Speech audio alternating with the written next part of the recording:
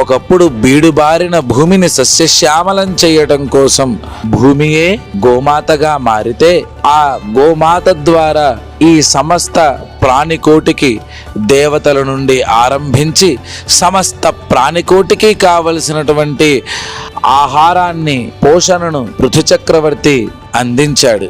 గోవే సమస్త ప్రాణికోటికి ఆహారాన్ని అందించగలిగినటువంటి కామధేనువుగా మారింది. అలాంటి ధేనువుకు, గోమాతకు గ్రాసాన్ని అందివ్వగలగడం ఎంతటి సుకృతం!